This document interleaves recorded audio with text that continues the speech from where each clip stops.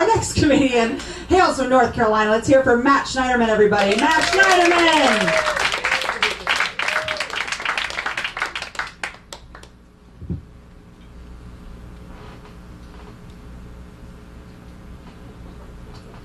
Hi, I'm Matt, and I'm an alcoholic. I'm sorry, anytime I'm in a basement surrounded by drunks, I feel compelled to say that. I don't know. You know, a lot of casual drinkers will ask me, like, what's it like to be an alcoholic? You know, and it's sort of like asking a 500-pound person what it's like to be overweight.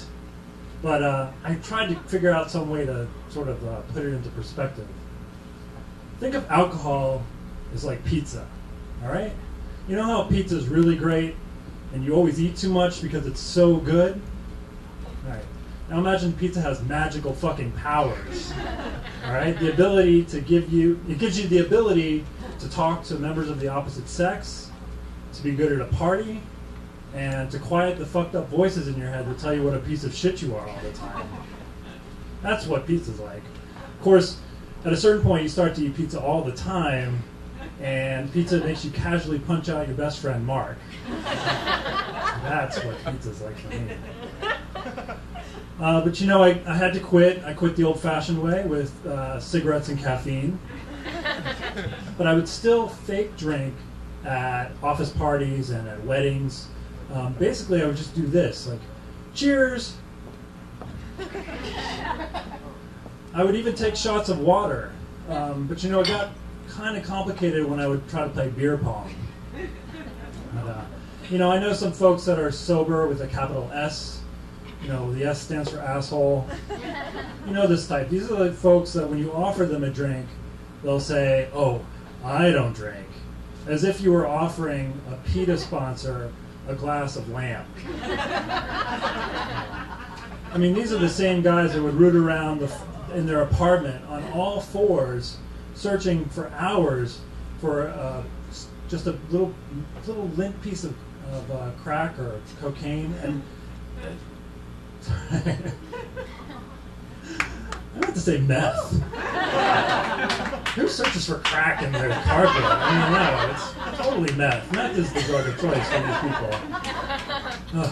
But anyway, so and they're like, where do they get off? You know, but I still get people who ask me, like, at a party or something, they'll be just like, "Oh, you don't drink?" And I'm just like, how is it any weirder for me not to drink than for you to be gluten-free? Well, anyway, I come from a big family. I'm the oldest of four. My sister Jessica just got married this last weekend. It's pretty great, thank you. I have a younger brother who's getting married this summer. Thanks. And my brother Adam killed himself 3 years ago. What? No, come on. I mean, we've all thought about suicide before, right? Like, who hasn't had a shitty breakup? Or a bad haircut? You know, people will oftentimes say, like, "Oh, I'm so sorry," when they hear about my brother. But what they really want to say is, how did he do it? And the answer is kind of like a guess in the game of Clue. Right?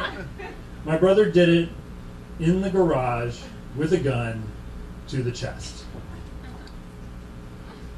Yeah, Mom didn't like that one either. Early crowd. So I'm in the second saddest support group in the city after Overeaters Anonymous, of course. This is a group for siblings of suicides.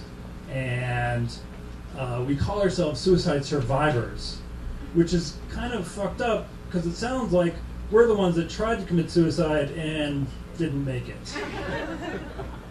But I've heard it all, like hangings, pills, jumpers. But the most amazing I've ever heard is this show-off who beheaded himself with a chainsaw. Talk about overkill. So you might imagine that between the alcoholism and my brother's suicide that I probably need therapy a little bit more than the average Matt. But I really hate my therapist. You know, the only thing I hate worse than being asked what I'm thinking is to sit there without her asking me anything, which will happen. And she says that I should just be comfortable in the silence. But there is no way I'm going to be comfortable spending $150 not to say anything, or for her to not say anything back. So it really just makes me think, how much pizza can I buy for $150? All right, thanks, y'all. Been great. Have a good night.